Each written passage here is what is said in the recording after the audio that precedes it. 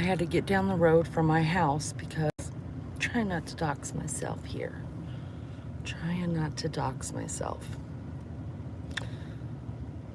I'll get going whenever I see someone come in here. Am I live? I think I'm live. I think I am. I've only done this one other time. Oh, thank you for the thumbs up. Okay, I can't. Okay.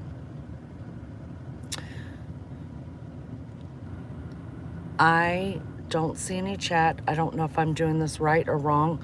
Even if chat is flowing, I'm not going to be able to watch it because I'm freaking driving. And I will, well, that's a lie.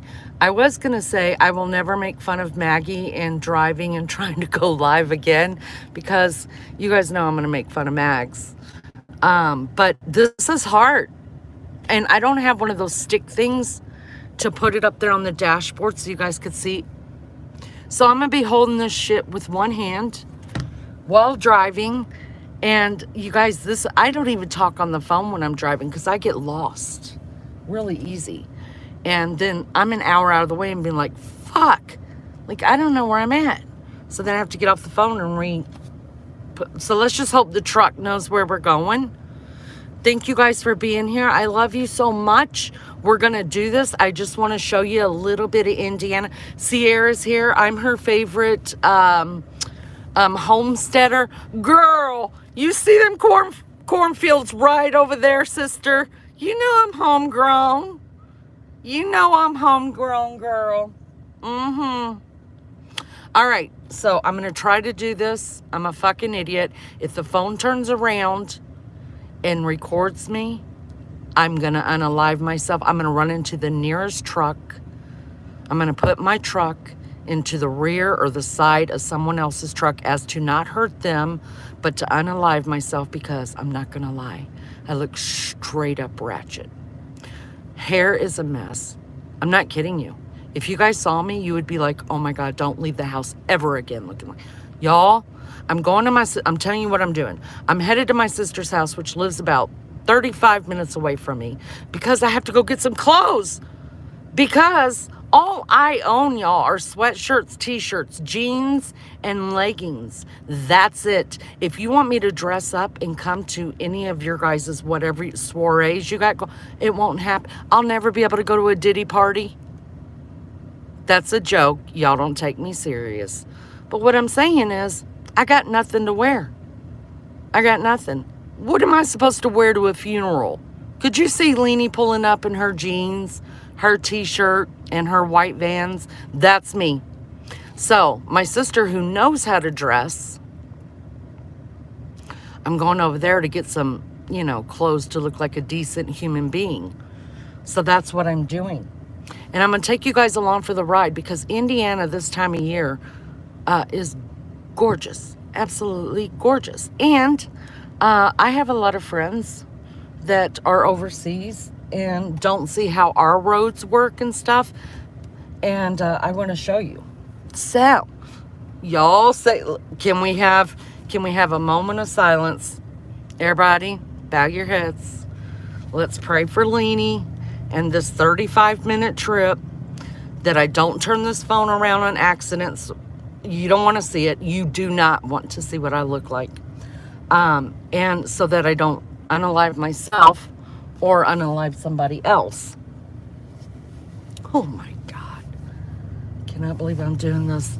But here, I want to show you guys. So you guys have heard about my house, right? I've told you many times. I'm like, the guy who built my house is literally across the street from where I live.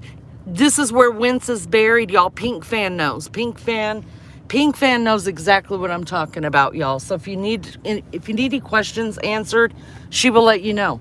That's where Wince is. Wince and old Mary. Oh God, someone's coming up behind me, so I have to act right. This is against the law, you guys. I'm not supposed to have a phone in my hand, but I don't even have a misdemeanor yet. But anyways, Wince is right there, you guys, somewhere right in there, and his house. My house that he built is right over there. This is our street signs. Let's go to Indianapolis for this guy behind me runs me over, fucker. Back up, bitch. All right, let's carry on. This is when I tell you got to run to the store really quick for cigarettes. Maggie's always like, do you have just a store you could run to for cigarettes, or, you know, just a quick place to stop? Well, I'm going to show you. It's literally less than 3 minutes from my house. So this is what us Americans do, you know. This is what we do at 2 o'clock in the morning when we need a run for cigs or a Diet Coke. This is what we do. There's always some kind of convenience store next to any place. You can get to a convenience store within 10 minutes. But that's mine, right there. Oh, God. Y'all, the cops on this road, they don't play. So I got to be real careful. So, oh, shit. So right there is where I go in the middle of the night when I need cigs. See the cornfield, Sierra? Girlfriend? Yeah, girl.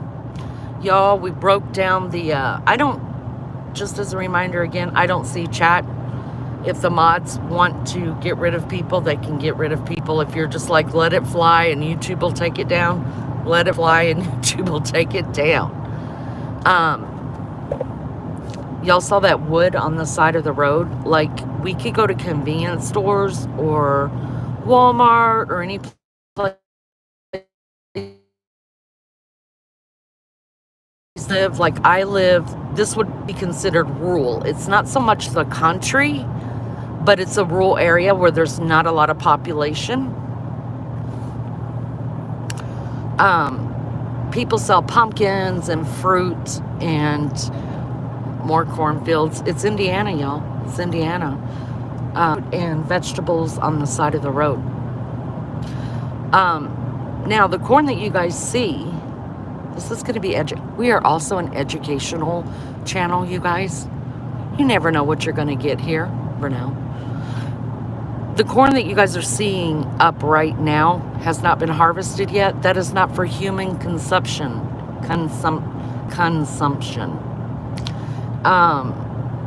Indiana grows 2 different types of corn, 3 different kinds, but 2 of the kinds actually are sent off for humans to eat. The corn that you see standing right now is a corn that's actually grown closer together, and it's for horses and, you know, animals that eat corn.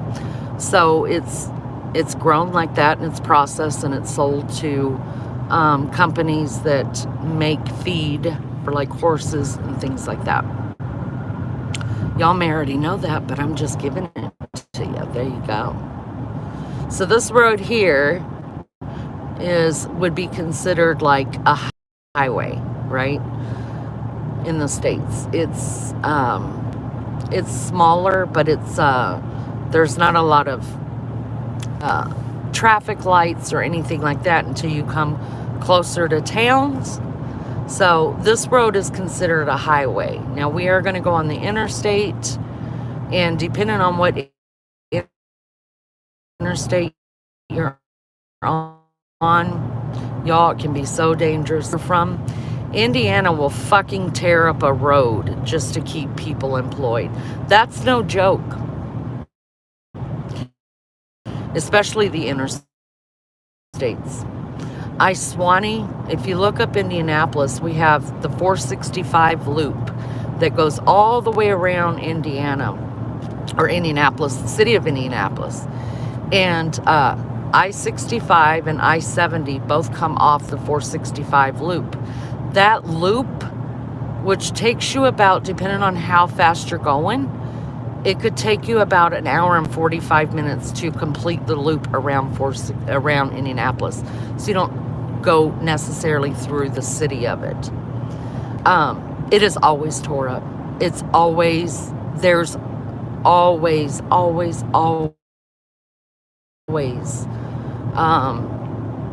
road work being done on it.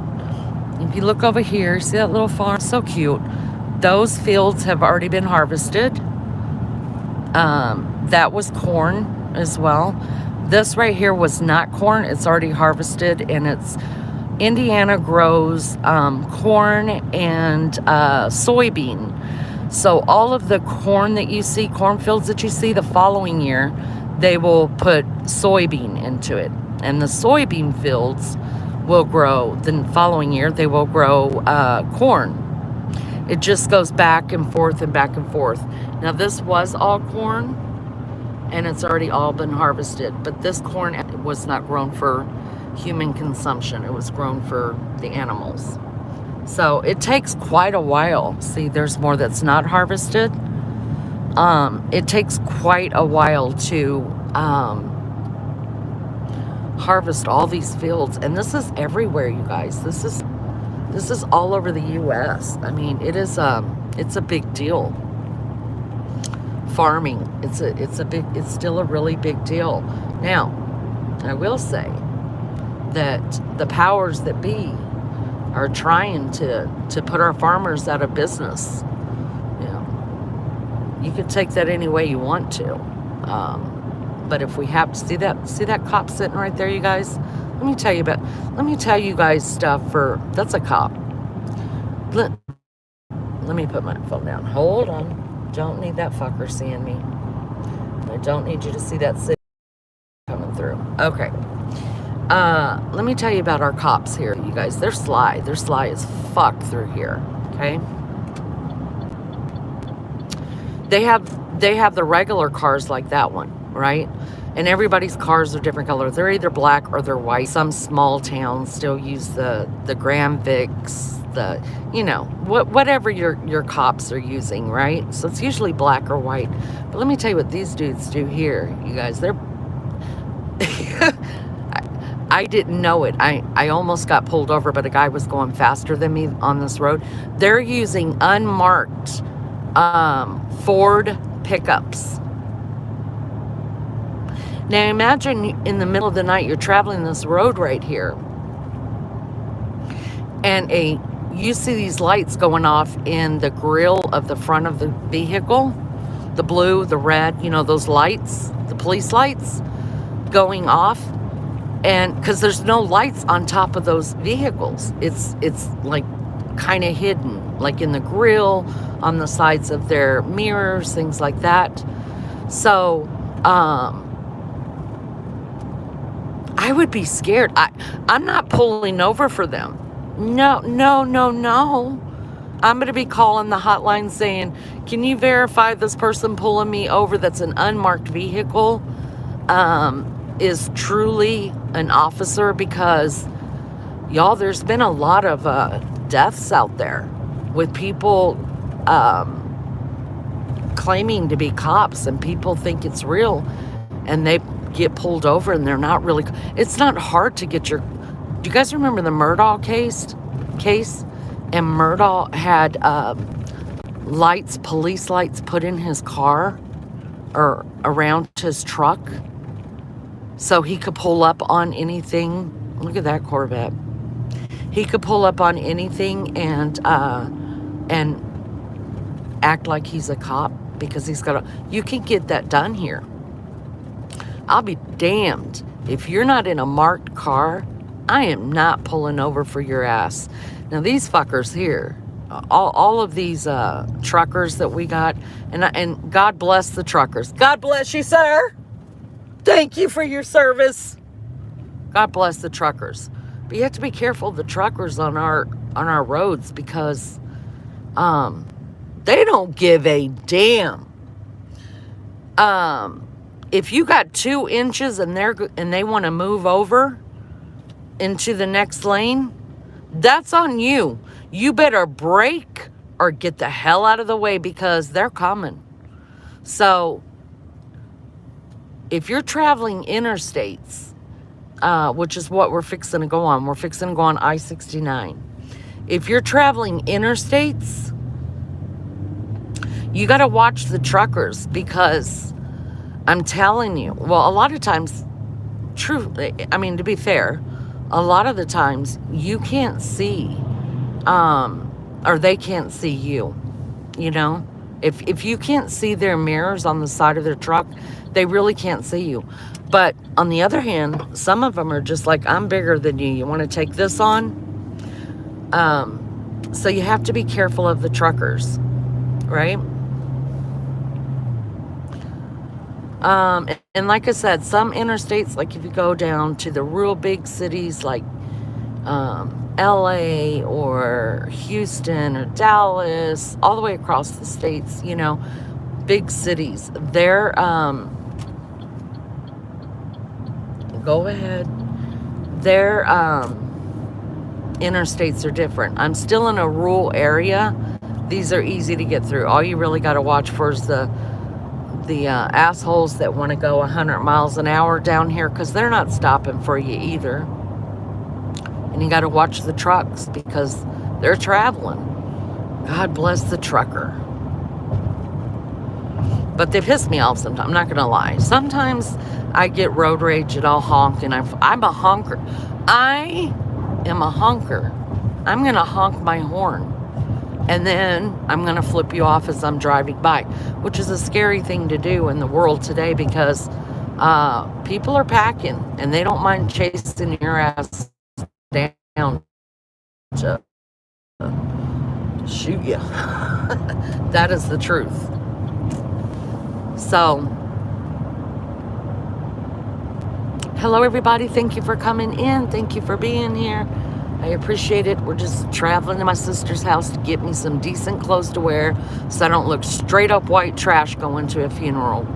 Now, I'm not bothered by that. I just don't want to be offensive to the family at the funeral. If it was a hoedown funeral, you know, like some of the funerals I've been to in Oklahoma and in Georgia, if it's a hoedown funeral, I don't mind. I'll show up in my jeans, you know.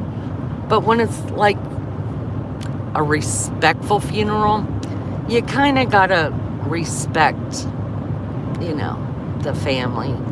So that's what I'm doing, because I don't own shit when it comes to like looking like a decent human being, you know, who's I don't know, has any sense to her, any real fashion. I used to be able to know what dresses look good on me, what heels to wear with what, you know, and then you get out of that. I went into the healthcare field where I was just wearing scrubs all damn day long. And threw all the dresses away. I was like, fuck this. I'm over this. I'm over the stage of my life. I just want comfort clothes. Got rid of all the dresses, all the heels, all the nice shoes, most of my nice boots. If I can't wear my Uggs, I'm probably not coming either. I do have some leather boots just because if the weather, you know, we get ice and snow, and wearing Uggs, they get wet on the inside. So if it's wet outside and I'm going to be doing some walking, then I have to wear the leather. But they aren't these nice heel, sexy looking boots, you guys. They're more like biker boots. They come above my knee. My kids make fun of me. Everybody's like, why are you wearing those? I'm like, fuck off. Nobody asked you and you didn't buy these for me, so shut up. Yeah, so I just, I'm not good at this anymore. I don't remember. It's kind of like cooking, you know, when people, look how beautiful, you guys, the colors are. And this is going to get better and better and better. Let me show you. See these trees? These are all going to turn bright orange, bright yellow, bright gold. Some are going to stay brown. Some are going to do a lighter green, and it is going to be gorgeous. To me, this part of it is gorgeous as well, because I know what's coming. The beautiful colors of the earth is just amazing. Totally amazing to me. So that's what I'm doing. I'm just heading to my sister's to go and so she could make me up and all that. Anyways, I don't know overseas, wherever you're at, all over our country, anytime there's a bigger city or even a smaller city, anytime there is an exit off of the interstate, it gives you like these signs, like what you're going to find at this interstate. Like, all this is going to be the gas stations then you're going to find. And then they'll do another sign where they have all this food at this stop as well, right? And if there's any place to rest or anything like that, that's what's on our interstates. And then every mile we have a mile marker. That way, if you have an emergency and you have to call the cops, you know, the highway patrol coming to you could tell them what mile marker you're at, and it's easier for them to find you. I hope everybody's doing good. Thank you for coming in. I appreciate it so much. Kind of a boring live.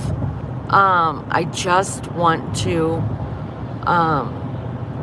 show a little bit about what it looks like in my little corner of the world. Let me get out from behind this trucker. The thing is some truckers go really slow and we try to get around them because first you can't see past that part, past them really. I don't like running in this lane because there are people coming onto the interstate and you don't want to hold them up or be in their way or get behind somebody that's slower. So let's move right along. The next exit that I wanted to show you guys is we have a couple of casinos here in Indiana as well. And one is right next to me. It's in Anderson, Indiana. I've never been there. It has a horse racing track. But it's a big deal. In fact, there are people that come to our channel that are from Indiana, and they've been there to that racing, to the racing track or to that casino. I'm not a big casino girl. I don't dig it. I'm not giving $2 away for nothing. I'm not. I better get something good out of it, like a little ring pop or something. You got to give me something. You know, a feel good something. Something's got to come from me giving some money to nothing. I mean, that's why I don't even play the lottery, you guys. I don't. Now, Beefcake does. He plays the lottery. Haven't won a damn thing, but he plays it. You can't win without playing. Yeah, but you're giving all of our money away, so you pretty much funded the lottery by now. But do you? It's not my money. It's not my money, right? So who am I to say? Myself? No. I'm not giving 50 cents to a lottery. I'm just not doing it. I'm probably never going to win it, and I've never been rich or had any real money. Why start now? Really? Look how beautiful, you guys. I don't know if you can really see the golds in these trees. Gorgeous. Gorgeous. I love it so much. I really do love Indiana because you get I have to have all of the seasons. I have to have fall, winter, spring, and summer. And they're pretty well evened out, like 3 months, 3 months, 3 months. So that's pretty much how I got to Indiana. This is the longest place I've ever lived in my life. Ever. And I love it here. Look at the oranges in that tree right there, you guys. That whole tree is going to turn completely orange. Heaven. Heaven on earth. Fall is my favorite season. People that live in Indiana that are natives here, a lot of them don't like fall because to them, I was told by my sister's mother-in-law that she hates fall because to her it represents death. Everything is dying off. And then you get the really bitter cold winters, and she didn't like those either. But to me, I don't look at it like that, like fall means death. I, to me, I think of it like these trees, and I'm not a Mother Earth person, right? I'm a God person. But to me, the way I look at it is these trees have to shed their leaves, and everything has to die off of these trees so that bring forth more fruit. Whether the fruit is really fruit or the beautifulness of just the tree or the oxygen, it's just ever changing. It's evolution, and it changes every year, right? That's the way I look at it. Like, oh, it's just shedding its skin. The tree isn't dead, but it has to shed its skin to bring forth more life. And so for me, I look at that like that, and it's a beautiful thing because we humans go through that as well. You know, we go through seasons in our life where we change. I mean, I'm in my 50s. I'm not what I was in my 40s, not what I was in my 30s, and so on and so on, because we shed that part of us, right? And we're continually growing into whatever we're supposed to be for that season. Noblesville is where I used to live.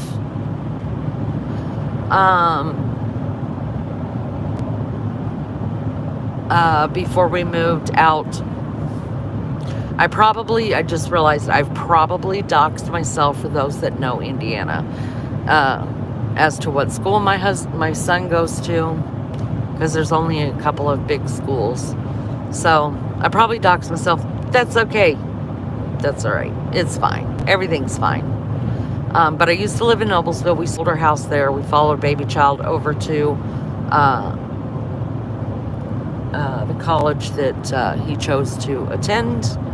And the plan is he's in his third year now of college. And the plan is to sell the house that we're living in probably the year after he gets out of college. And then figure out where, what's the plan? Where do we want to stay? Oh, see that, please? Got to put it down. Got to put it down. Because they see you holding a phone, you're screwed.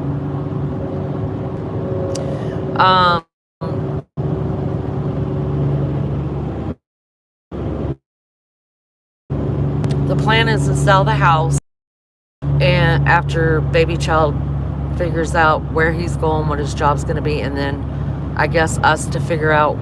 There's only one more move in the cards for us. Even though if I had my way, I wouldn't buy a house. I don't like buying a house. I would rather just move every 3 years, because for the most part of my life, being born, raised, married, divorced, into the Army, I moved every 3 years. That doesn't leave you. So I never owned a house until I met Beefcake.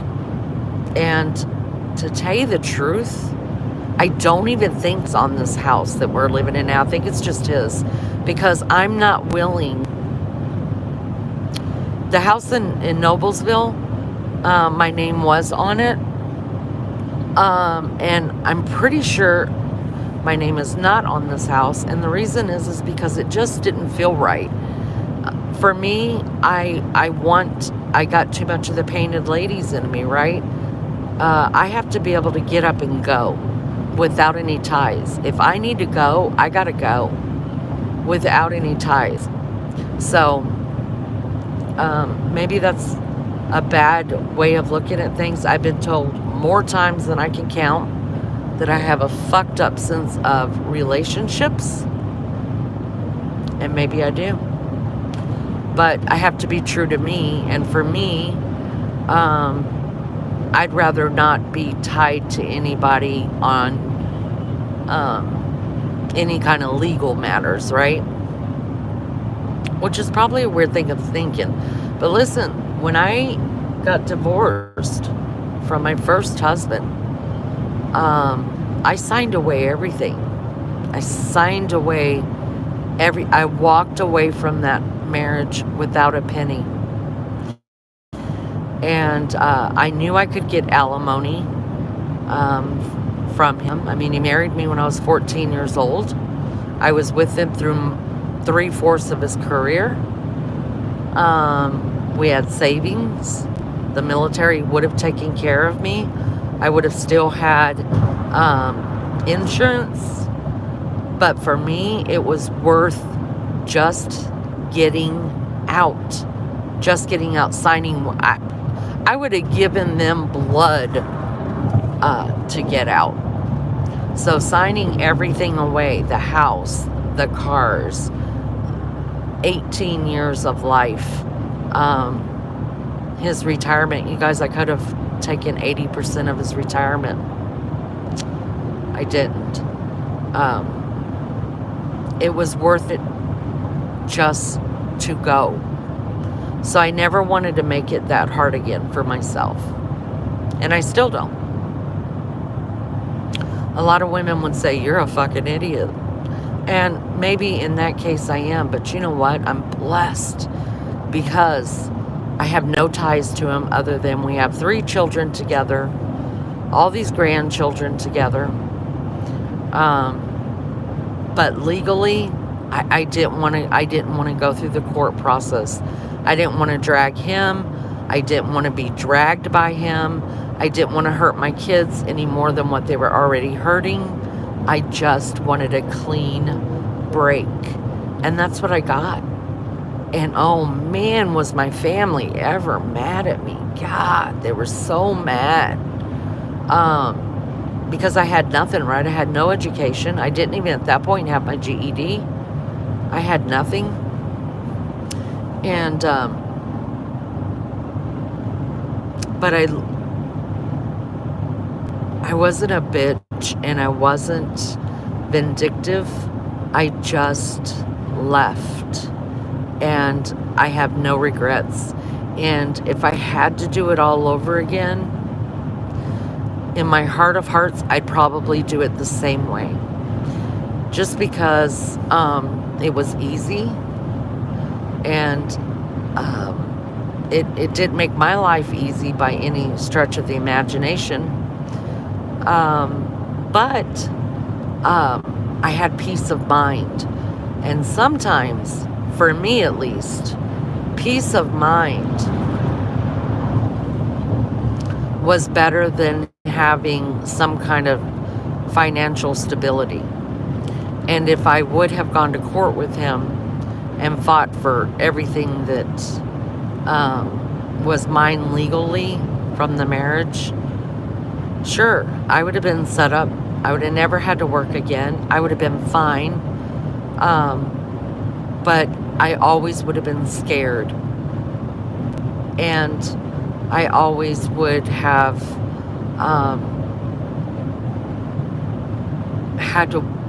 felt like I had to watch my back. And I didn't want to do it. So I have no regrets doing that because now my kids are all in the same area as I'm in. Most of them. I've got one that lives over in St. Louis, as you guys know. Most of my grandchildren are right here. Some of them it takes me like an hour and 20 minutes to get to. That's for Americans, you guys. An hour drive is nothing. I know you guys think there's no effing way I would ever drive. That's like a whole day's trip.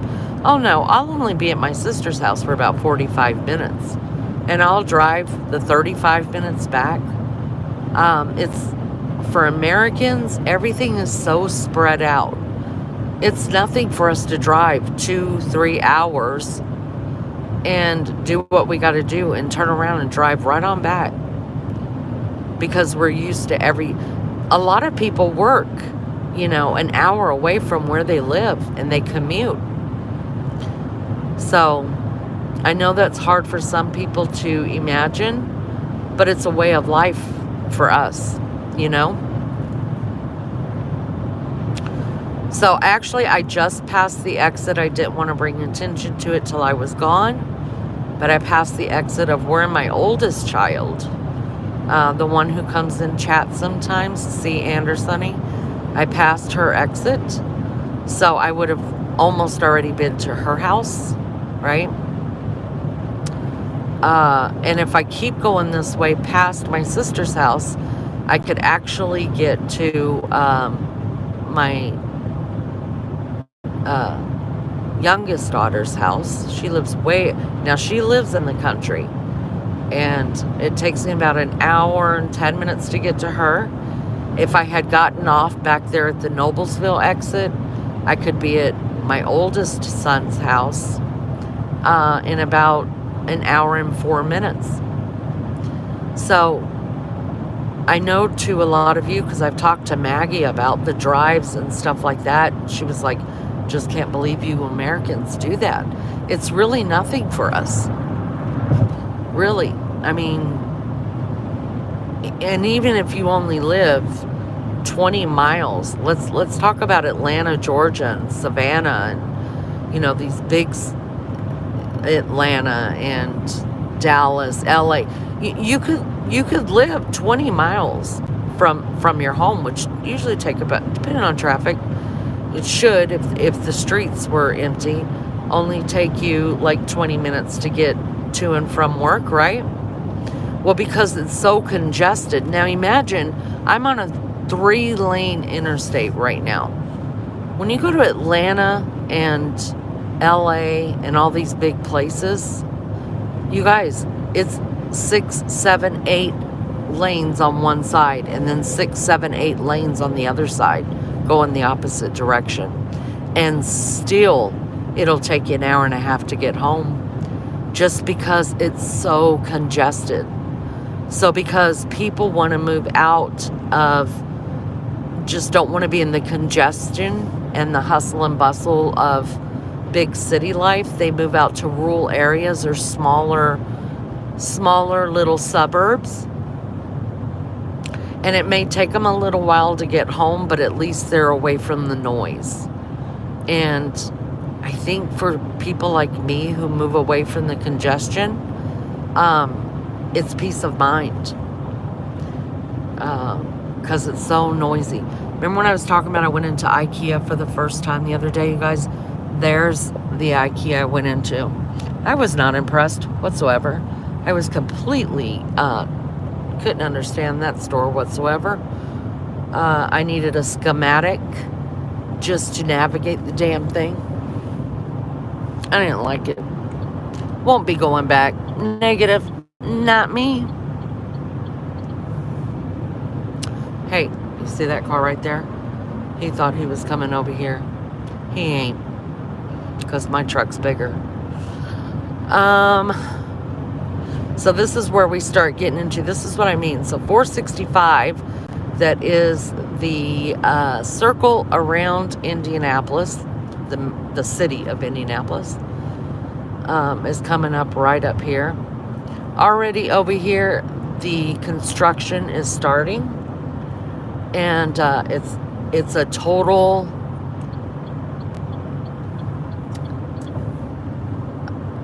it's confusing. I don't drive it every day, so in fact I drive it maybe twice a month. So I'm completely confused by it all. Beefcake drives it 4 days a week, so he's got it down pat, and he's a race car driver, you guys, so he is in and out, just drives like a bat out of hell, drives me insane, really. But it makes me nervous. I don't like it because even though I wear glasses and I've got 3 different prescriptions in my glasses,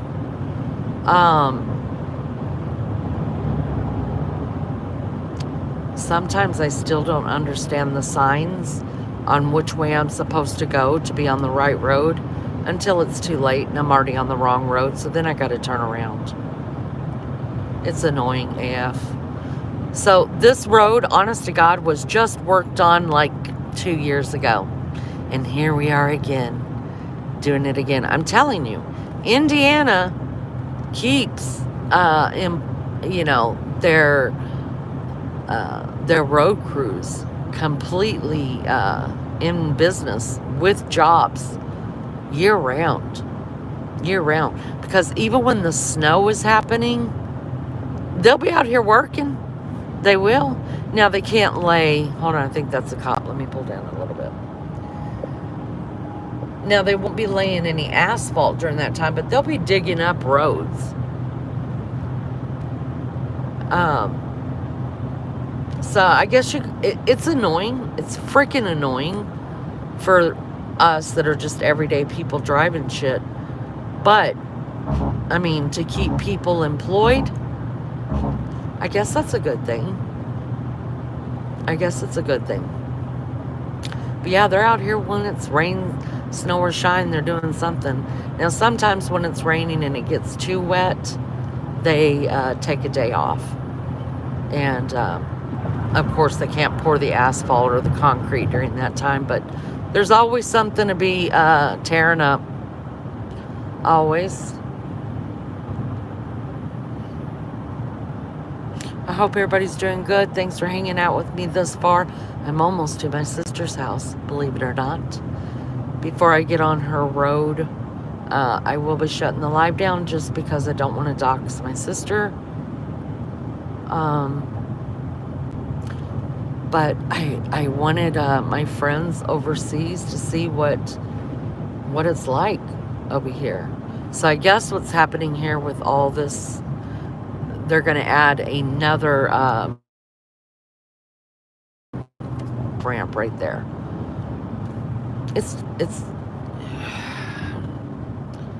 insane. Yep, they're adding another on-ramp right there. That's what's happening.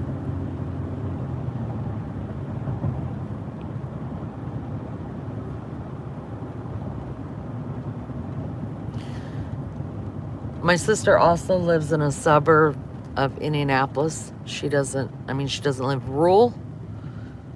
She doesn't live in a rural area, but she lives in a suburb.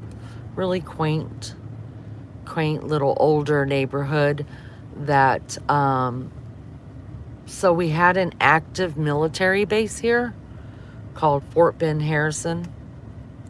And it was named after a president, the only president that came out of Indiana. Benjamin Harrison. And it's been shut down for, 10 years now.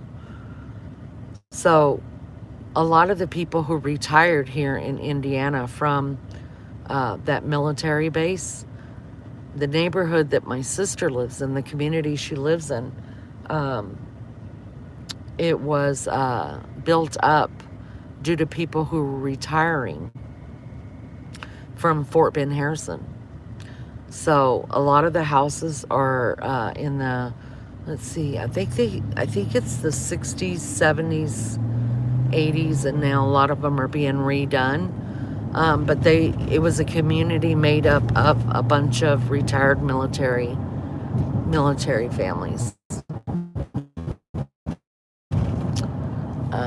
And so I wish I could show you some of the houses, but I just don't. Maybe I'll show you the street. I'll put it down when I'm turning onto her street. She lives kind of the street she lives on and the neighboring communities or community around where she lives. Everybody owns at least 2 acres. So the houses are like really, really far apart. I don't want to show you guys that street sign. Hold on. The houses are really, really far apart. People have bought them. And they have redone these houses and they're freaking, let me put it down. I don't want to show the street signs. They're freaking gorgeous. They are. My sister was without power.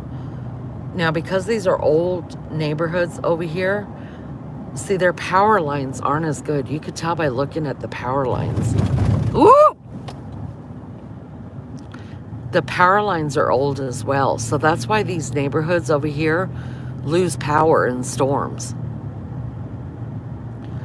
My neighborhood was built in the 80s, so the power lines are more up to date. In fact, they just went through and did the fiber optic, and they haven't done them over here. But you can tell by looking at this. I'll try to slow down and show you guys a little bit. Look at these houses. So all of this neighborhood was built. Look at that tree. Ah! I hear angels singing. Anyways, all of these houses were built by people who retired out of the military. Now this is not the neighborhood my sister lives in. This is the one across the street, across a major road from her, that separates her neighborhood to this one. But it's still all the same, like, little suburb. I'm gonna put this down just a second so we don't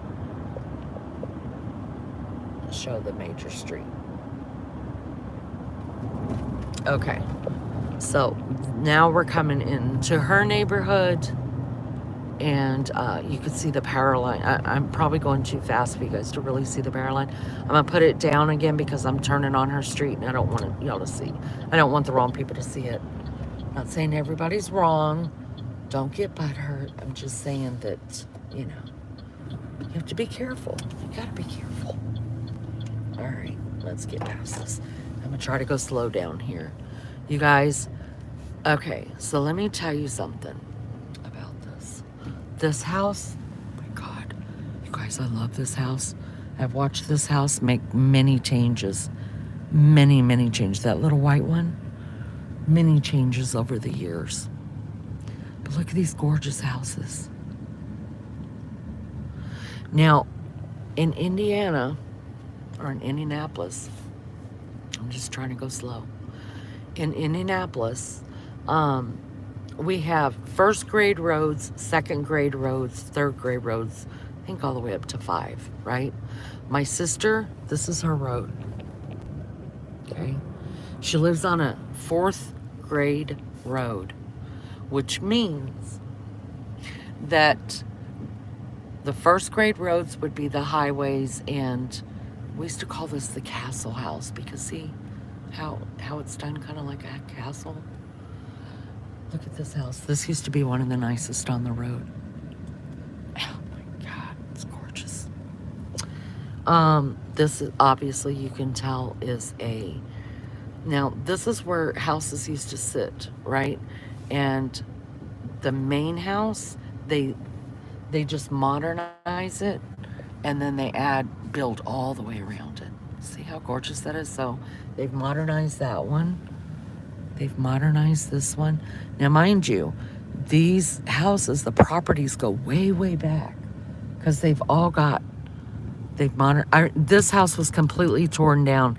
He was the last man to live on this street. It was a little old man that built his house. When he finally passed, the property was sold off by the family, and they tore the whole house down and built that one, modernized it. Anyways, my sister lives on a 3rd grade street. So the 1st grade street would be like the interstates and then the highways, things like that. So if we have a bad ice storm or even snow, when you're driving down the street to get in, you're slipping and sliding freaking everywhere because they don't come and grade the road or get rid of the ice or anything like that. It's terrible. So basically, everybody on this, look how gorgeous this is, you guys. Look at that. Everybody that lives on the street will come out and start plowing and pushing and icing. I got someone coming behind me, so I'm gonna have to pull over for just a minute. And icing, and at least get it compacted down so it can be driven. This is another house that has not been updated yet. I'm gonna pull over and let this car get around me. Problem is I know a lot of people on this street. But anyways, there's another house right there that I know who lives there, and I won't say. But they um, they just sold that house. Oh, there's the new people pulling into it. They just sold that house last year for, um, I want to say it was $1.2 million. I'll give you a little backstory on it. So that house right there belonged to my sister's husband's brother's wife. She grew up in that house with her parents, went to school here.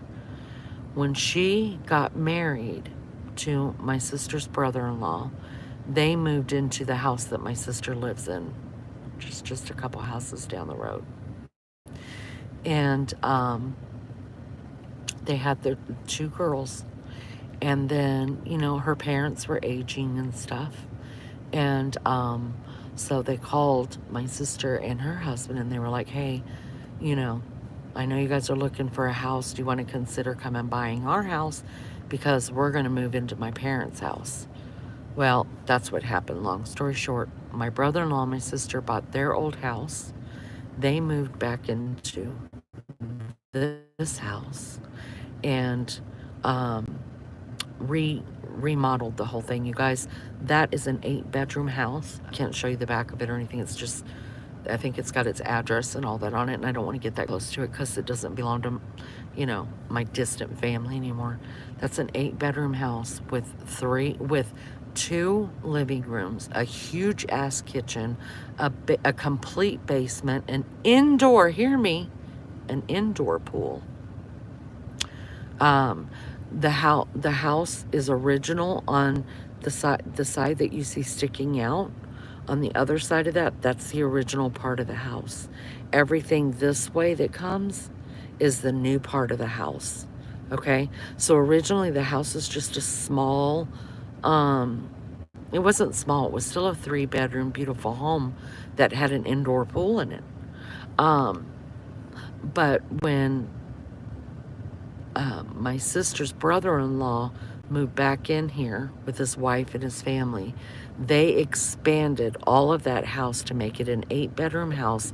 I don't remember how many bathrooms. It's ridiculous. Nobody needs to live like that. Indoor pool. The basement is a complete, I got another car coming. Let me. The basement is a media room. So they have like the big screen that comes down out of the wall, and they play movies in there and stuff, and they have the seating and shit like that. You know what I mean? Down there, it's really, really amazing. And then last year they sold it, and now they live in I'm not lying to you.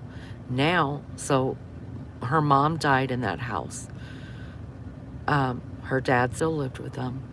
And then two years ago, they broke ground on a compound that they have 2 daughters who both have families now. Each daughter has a humongous house like those ones out on that property. My sister's brother-in-law and his wife have a huge house like that out on the property, and they built her dad is still living. He's got a little grandpa's quarters, 1-bedroom apartment house. It's not an apartment, it's a house on the property. It's a compound. I'm not lying to you, it's a compound. So my sister lives right up this road, so I'm going to close this out. Thank you guys for being here. I love you guys so much. See, you're late again. I'm going to Aunt Dawn's house, but I didn't want to dox where she lives, so I stopped here and told them about Uncle Scott and Aunt Kathy's house. I will be stopping by your house with your just becauses after I get done getting some clothes from Aunt Dawn for my trip. And I will text you when I'm on the way to your house. Thanks, guys, for being here. We made it safely. Love you all. If you can't be good at it. And I'll see you on the next one. Bye.